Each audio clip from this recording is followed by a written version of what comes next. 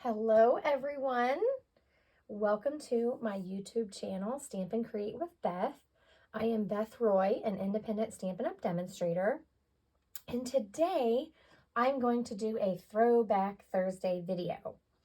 And I like to get out my stamps that I have bought that are now retired. Sometimes they sit lonely on my shelf. And I've kept them because I love the images or the sayings.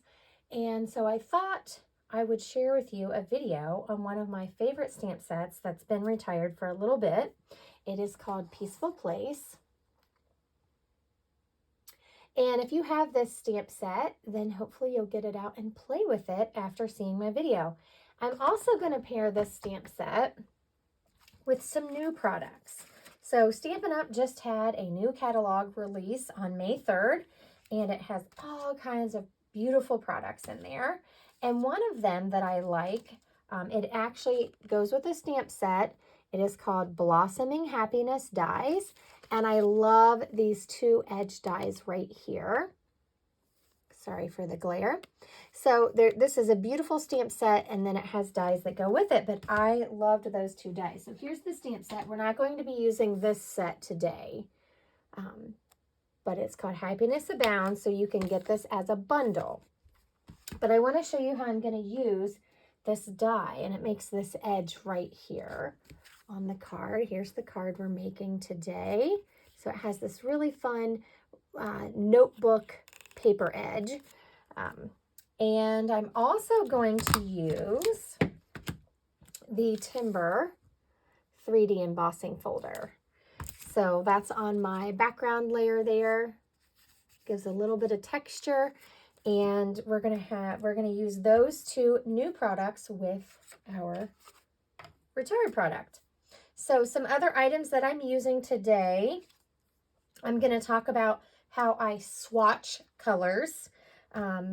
I probably use that word differently than some other artists, but I just make a swatch on a scrap piece of cardstock, because your markers do color different on cardstock than it would on your grid paper or even copy paper. So I actually use a scrap piece of cardstock, and I have tons of these strips laying around, so they're perfect. You could also take notes on it and maybe stick it in a folder if you love that color combo and you want to save it for later. So what I did is I just took each one of my blends and I colored a little bit to see that I would like all of these colors together. And so two other items that we're using today that are brand new are the Parakeet Party and the Tahitian Tide blends. So I'm using blends to color. I'm just going to color really quick and put the color on there. I'm not going to spend a lot of time on that. But I also I have Granny Apple Green, Old Olive, Balmy Blue, Gray Granite, and I do have the light Crumb Cake, and then I have my color lifter because I like to do my sky and then kind of wash it out. So if you don't like that look, you don't have to do that. You can just leave it white. Anything that you see in my video that you don't want to do, don't. It's your card, and I invite you to be comfortable in your creativity and what you love and don't love. So I hope that I can give you the idea for the card, but feel free to make it your own. So I'm going to color that. And our card kit today, I have a basic white 8.5 by 5.5, and I have the 8.5 side scored at 4.25. That's going to be our card base. And I'm just going to go ahead and use my bone folder and crease that scored line so I can have a nice crisp fold for my card. And put that off to the side till we need it. I have a Crumb Cake layer, and it is 3 7/8 by 5 1/8, and I'm not really sure why I have it cut that size. I grabbed some stuff out of my stash. So you could adjust this if you do not like the 1/8 sizing. You could adjust this to 5 1/4 by 4. to fit your card front. And we're going to emboss that with that Timber 3D embossing folder. I'm going to lay that to the side for a second. I have a basic white piece for the inside that is 5 1/4 inches by 4 inches. And I'm going to stamp that and leave the inside open for my written message. So you could always pull out whatever greeting stamp sets you have and change it up and make it whatever kind of card you want. I'm using it as an uplifting card where I would want to write a personal message. So I'm going to use this for the inside, and we're going to stamp that. And then here is my piece that I'm going to stamp and use this fun die cut edge on. And it is 3 1/2 inches by 5. And we're going to glue it down at a little bit of an angle. So I'm going to get stamping, and then I'm going to show you how I do the embossing and how I do this edge die. So I'm going to move my blends off here to the side just a little bit while we do that. And then I'll bring those back in. I also wanted to show you a product that we have in the catalog. It's on page 127 where the adhesives are. And if you own any of these older stamp sets that say clear mount, you can transfer those into cling. And I've put them on the back of mine. We have cling adhesive and we sell it in strips, and there's quite a bit in a package. I've had this package since we came out with it, and I still have quite a bit left. And I just cut mine up to fit my stamp, and then I put a little strip on there. So that is something that you can purchase in my online store if you would like to convert your clear mount stamps, because the stickers on those didn't hold very well. So I have my squirrel already mounted on my block, and I have my Stamparatus here. Move this stuff off to the side for a second. I have my Stamparatus set up to stamp this scene. One of the reasons why I like to use my Stamparatus is so that if I don't stamp this dark enough, I can stamp it again. I want to make sure all the bits are stamped on there. And so this is probably my #1 favorite tool behind, the take your pick tool, because you can stamp your wording straight. You can stamp multiples. There's so many things that you can do with this. Now, I already have this set up, and I'm going to take it off just to show you. So see, I haven't stuck any of those stickers on there. Let me show you this cling real quick. It's a little side video here. This one's stuck okay, but this is a really big image, and I don't want it to fall off because then it won't be in the same place. It's not photopolymer. We can't see through it, so we wouldn't be able to line it up. Now, this is what I do. Let me grab a bigger block, but these are already cut for you. And so when you lift this up, this is the side that goes to your block that's stuck here. And then this side that goes to your stamp, it's perforated, just like our stickers that come, or the labels that come with your stamps. So I'm going to grab a large block that this stamp will fit on. And I'm going to take some of this cling adhesive, and I'm going to stick it. Let me see. I think I can get 2. So I'm going to stick some right here, and I'm going to take another piece. And like I said, you can cut these down. I cut them right on this paper so that I don't forget which side goes where, because the side that's going to go to this part of your sticker is very sticky, and it's not going to want to come off. So all I did was I rubbed this on my Stamp and Scrub to make sure that it was clean. Now I'm going to take where these are cut apart, and I'm just going to peel those backings off.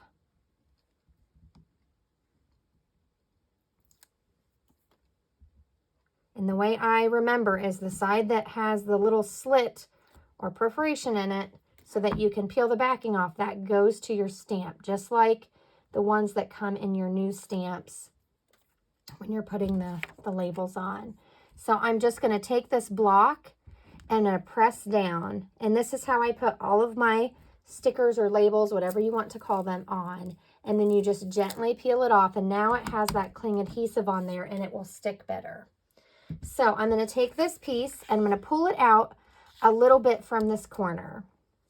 You could shove it into the corner, whatever is more comfortable for you, but when you get close to the hinge, sometimes it's hard to put that pressure on there because the hinge is so thick.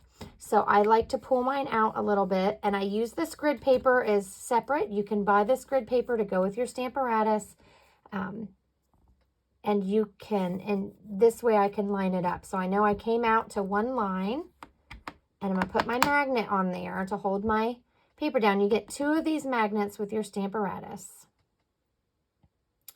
And I'm just going to kind of get it in the middle. It doesn't have to be, oops, perfect.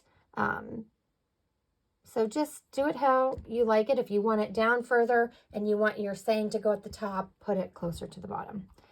So I'm just going to pick that up with my block.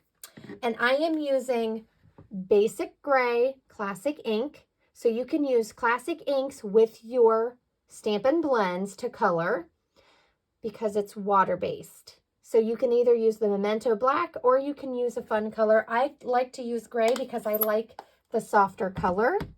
So I'm just going to ink up, and I'm just tapping right onto the stamp, making sure I get it inked really well. Sorry for all the shaking. And if I need to stamp again, I can, because I have it on my plate here. I can open and close it. So then we're just pressing down.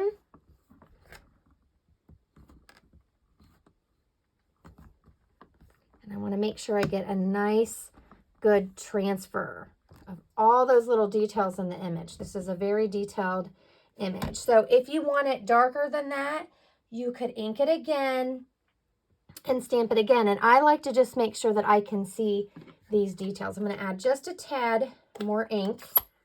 I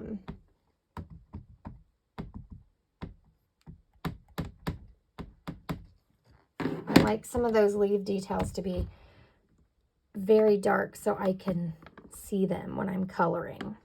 So again, it's your preference. You could stamp this in a lighter gray and do like a no line or whatever you're comfortable with. Now I'm using blends. You could also use the watercolor pencils or the blender brush and ink. I prefer the blends. So you could even use just regular colored pencils if that's all you have to color your stamps. So we have a chamois. I'll clean that later. I'm going to go ahead and pull this off so you can see I love this image. I love nature images that have streams and trees and mountains. So I'm going to move this off to the side here, and I'm going to go ahead and continue with my stamping bits. So I'm going to stamp this piece, and I'm going to use that basic gray again. And you could put this on your Stamparatus. Our plates do come out and flip over, but I'm just going to ink him up and stamp him on the inside. I'm just checking my stamp to make sure I don't have any pieces or ink there on the edge because it will create a halo. And I'm going to stamp my saying it's also in this stamp set. May God be with you today and give you peace of mind. I'm going to stamp that last. So I do have an appropriate sized block hanging out over here with my stamp set, and we'll use that when we're done coloring.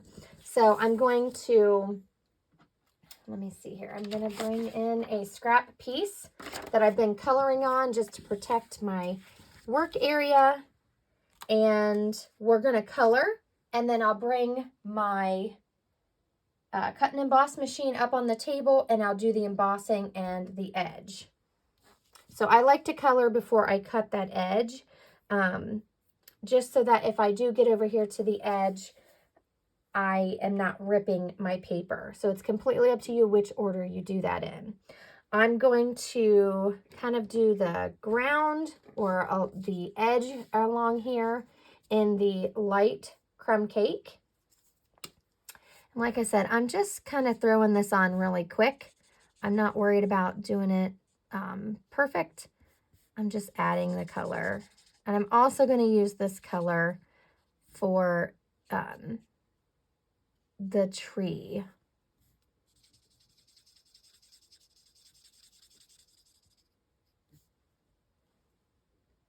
And you can use whatever tip you want. Our Stampin' Blends have a brush tip and a bullet tip. So they're not super fine, and this is a very detailed image. So I just barely touch it to the paper. I'm just barely adding the color. And like I said, I'm not trying to be perfect. I'm just adding in the color quickly. Try not to get too heavy-handed here. And there's some up in here you can add color to if you want that brown to come through. So that was the light crumb cake. Now I'm going to come in with the dark gray granite. Gray granite, this gray kind of has a brown tone. And I'm just going to add in some dark spots along where the grass meets and where these rocks are.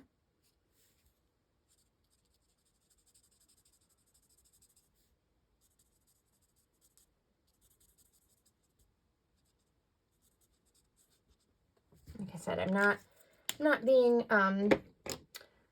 perfect with it. I'm just putting some color on there. And then this is the light gray granite, and I'm just going to go over where I put the dark and then also for the rocks. So you could spend a lot of time on these little details. It's completely up to you and how you like to color. I'm just doing this one quickly. Now you can color your squirrel at the same time, or you can do one at a time, whatever works for you.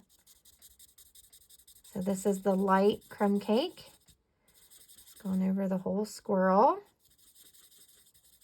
You could bring in dark crumb cake if you want to do shading with the brown. I just used my gray granite for that.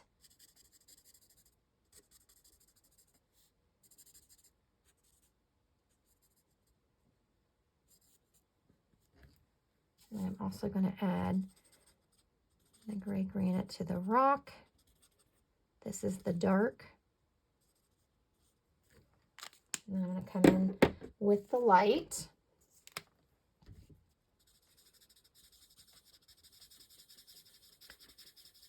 And just color over the whole rock.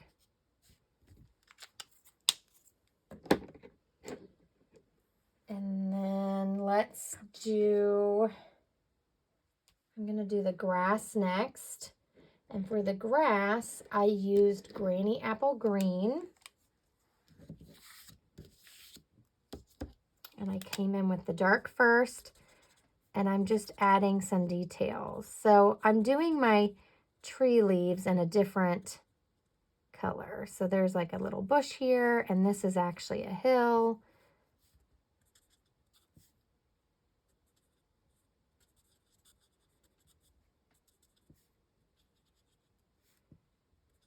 So I'm just adding in some dark spots, and I'm just using the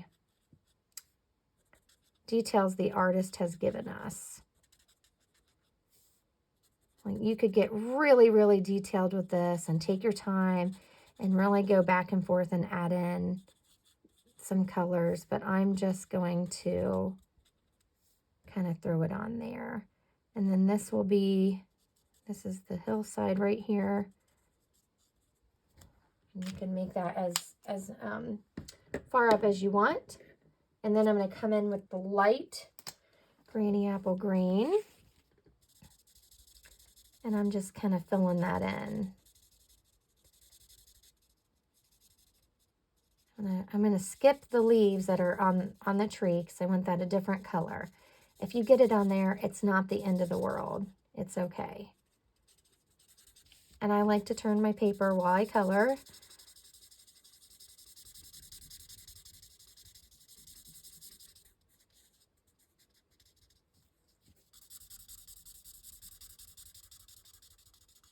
Like I said, it doesn't have to be perfect. We just want a pretty card, and I think you can do these pretty quick too, even if you're coloring. Or you can take your time and fill in all the little details.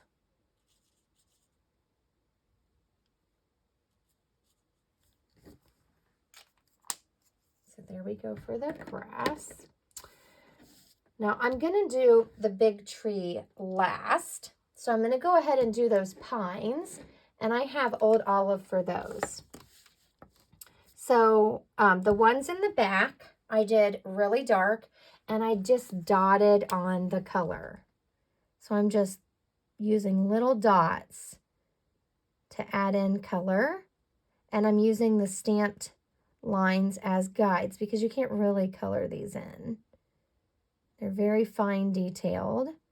And I guess if you have different kinds of markers, or you say use the Stampin' Write markers, they have a finer tip than the blends.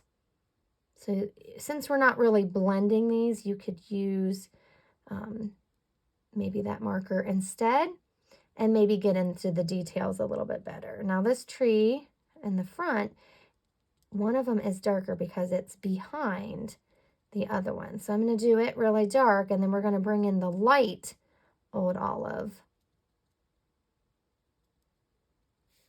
I'm just putting a little bit of dark here, but I'm going to mostly fill it in with the light.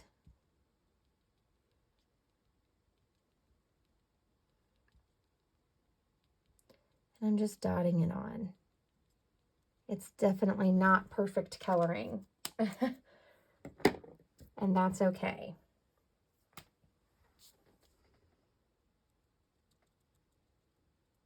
I like how it just looks random. So if you want it perfect, you may want to grab the Stampin' Write marker where you can really get into those details. And you can still use, you could use Old Olive and the Mossy Meadow for two different greens. And even with those markers, you can dot on. They just don't blend like the alcohol markers. They stay wet and they kind of blend together and mix. Your Stampin' Write markers aren't going to mix. But I can still use those for detail. So that's another way you could color. And you can go back and forth and flick where it's a little bit wider. So that's how I add in that color. Now for the grass over here, I'm going to use the dark Old Olive. I think on the other one I used the Granny Apple Green, but you can use either one. Oops, wrong end.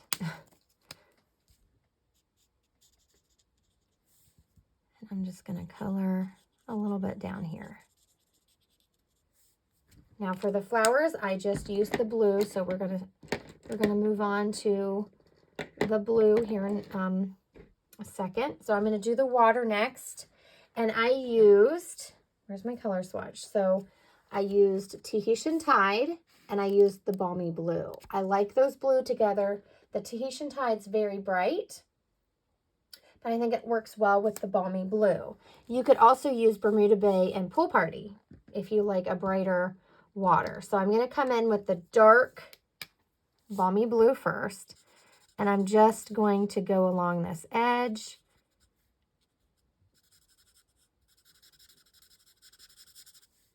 I'm going to go over here.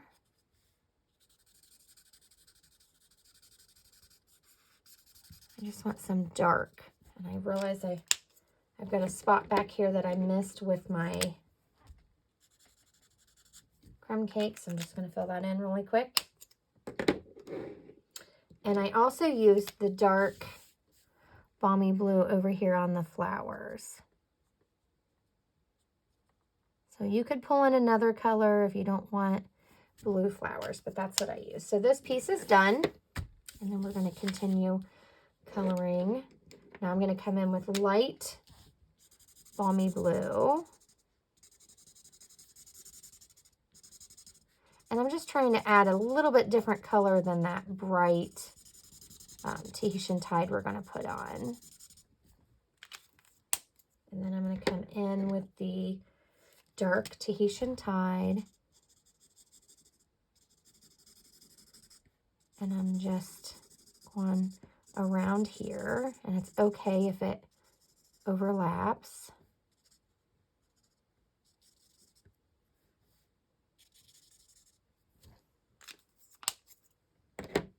And then the light Tahitian Tide. I love this blue.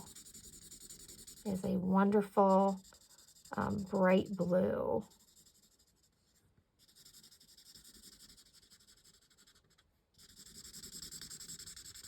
I'm just trying to blend all those colors.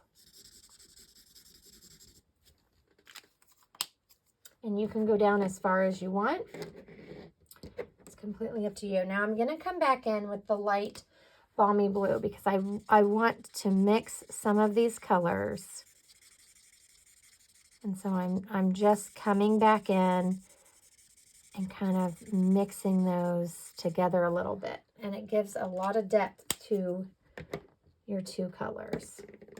Okay, now I'm going to finish off the leaves for this tree. And I'm going to use the Parakeet Party.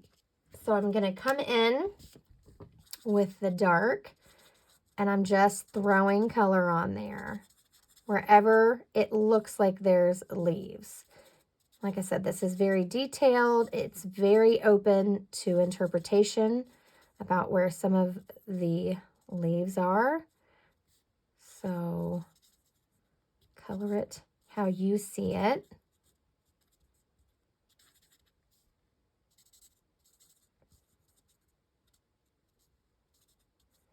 And if you want to get into those fine details, then the watercolor pencils or even colored pencils, if you have that, would probably be a better thing to use. But I like the blends, and I'm okay with how my interpretation looks for where the color goes. Now I'm coming in with light Parakeet Party. I love this new green. It's one of our in colors for 22 to 24. So it'll be around for a couple years, but I just love this bright, fun green. And I'm just filling in where I see that foliage and going over top of the dark that I put on.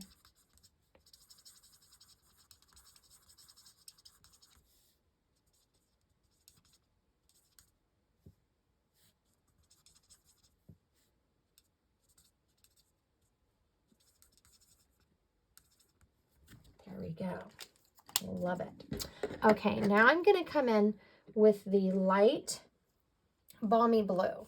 So if you want to do this where you're just kind of adding a little bit of sky in there, there's a lot of different ways you could put it on. You could use a blending brush if you really don't like the edge that the blends leave. Or I just like to flick in some color. You can do circles, you can do crosshatch, you can do lines, whatever you like. Because I'm going to use that color lifter. I don't really want to lift a lot of the color, but I'm going to use that to try to help me smooth out the lines. Sometimes I have better luck than other days. There's no rhyme or reason. I do it different every time. I just try to put this on, and I like to use the light. One of my other colors that I like to use a lot is Pool Party because it's so soft and I find it very easy to blend out the edge. So I'm just sticking this in here, and I'm going to put some in here where we would see the sky in the tree. And oh, that's a leaf. We're going to come back in with some green. I missed that one. So I'm just kind of throwing it on. I'm not worried about how perfect it is because I want to smooth it out and just have some fun with it. And so I'm just kind of flicking. So you can do circles, however you like your edge to look. I've done it many different ways. I just want a little bit of blue in there. I'm going to come in with that light, somewhere right here. I colored a leaf, I think it was. There it is. That's the one thing I love about the blends is I can go back over top and add in color however I like it. Now the color lifter works to kind of push that color through your paper. That's why you want something underneath, because as you blend and adjust things and add layers, if it's continually wet, it will bleed through. So I'm just going to take this and I'm doing little circles. You can also do back and forth. You can do a straight line. And I'm just going to kind of bleed that edge out. Or blend, I should say, not bleed. Blend that edge out. I want to just soften it. So if you're using a dark color, this doesn't always turn out well because it's really hard to blend that darker color, but the lighter colors I've had a lot of success with.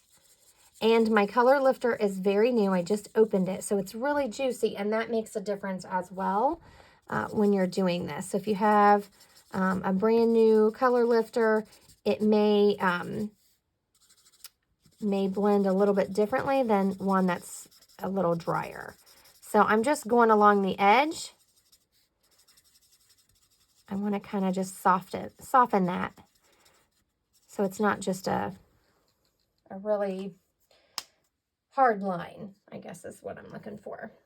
So there we have, oh, I forgot to do down here. Sorry about that. So I want to just soften this a little bit down here. Like I said, you don't have to add this in. You could just leave it white.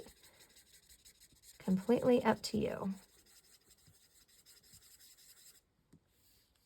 I do like the texture it gives though. Let's see.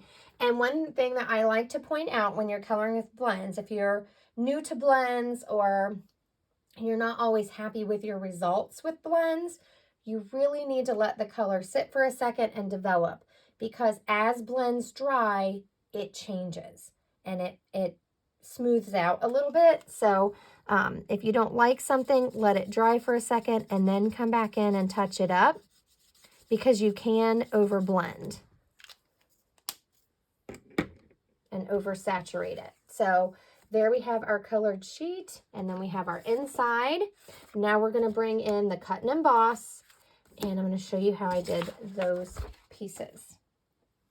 So I have the big cut and emboss. I'll try to get as much on the camera as I can. I'm going to, I have plate 4 for my embossing folder. So I'm going to remove plate 2 and my 2 plate 3s so that I can run my crumb cake piece through.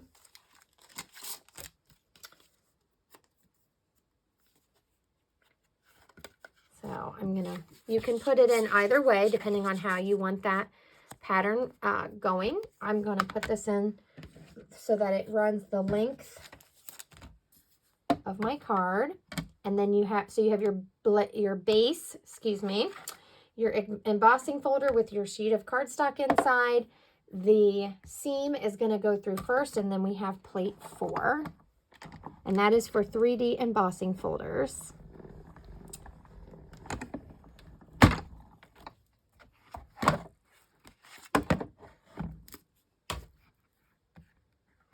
And then we have this really fun texture. Hopefully you guys can see that on the camera. You can use whichever side you want if you like the raised side, or you can do the other side.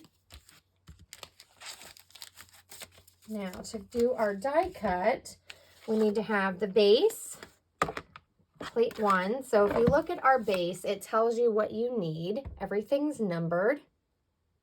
And so to die cut, we'll need base 1, base number 2, and then 2 number 3s.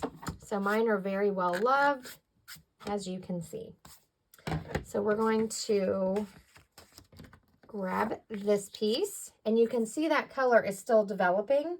So if you don't like something, you can come back in and add a little bit more color lifter. I feel like I have a hard line there. And I like to use different directions when I'm doing stuff to try to smooth it out. So just have fun, test it out, play with it. That's the only way to learn how to use your supplies. So I'm going to grab out this edge die. Now there's 2. There's one that does like little rectangles, and then there's this one that does what I call a notebook edge. I absolutely love this look. So I'm going to grab this.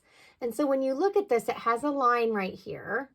That's going to cut the edge off, and then it has the holes with the little line. So you want to make sure this edge right here is on the outside of your paper.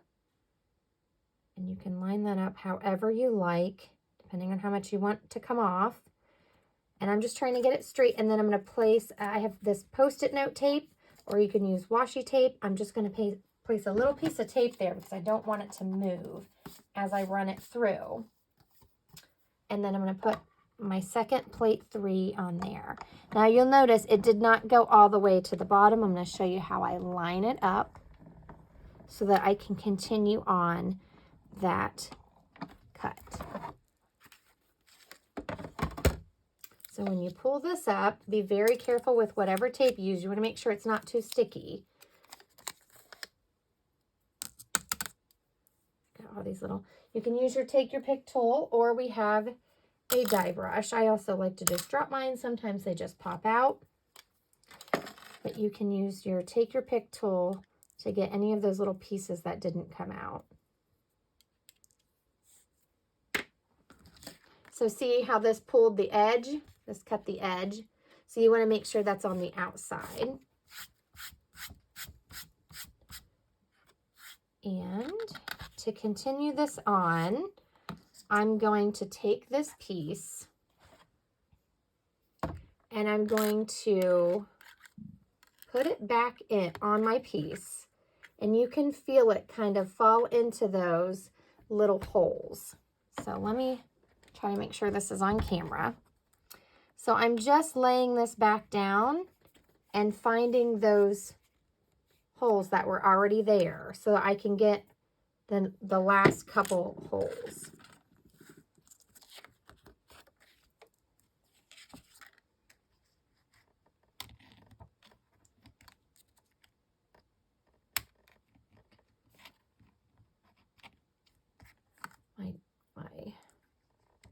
There we go. And I'm going to tape that down because I do not want it to move. Put my plate number 3 on top and run it through again. I have to pull it down a little bit. Sorry about that.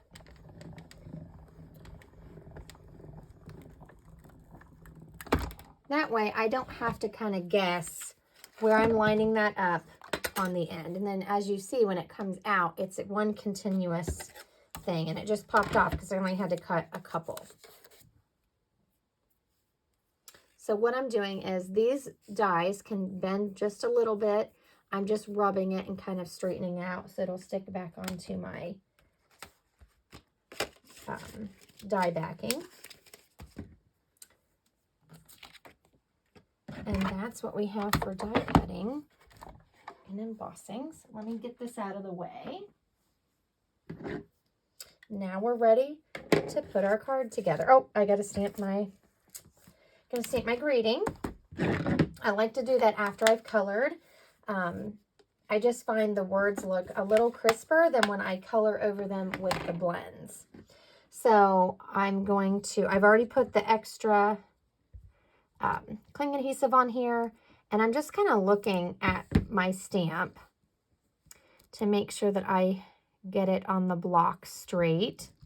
It's all right if it doesn't come out exactly perfect. You can also use your Stamparatus, and I put it on my block and I kind of stamp a test one to make sure it is straight on the lines, but we're just going to wing it today.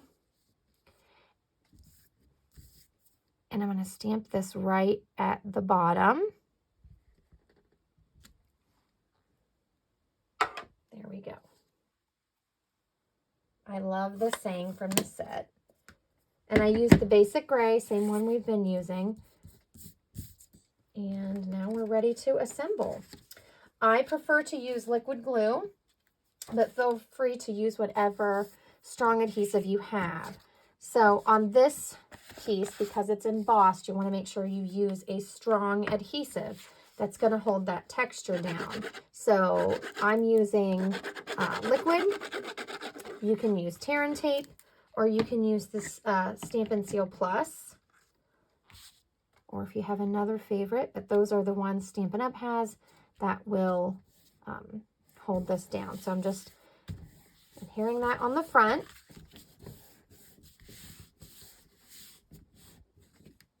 And then let's go ahead and do our inside piece.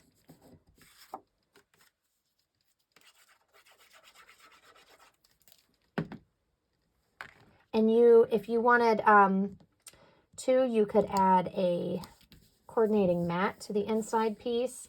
I like to stamp on my basic white and just add it to the inside, and then I can write my message.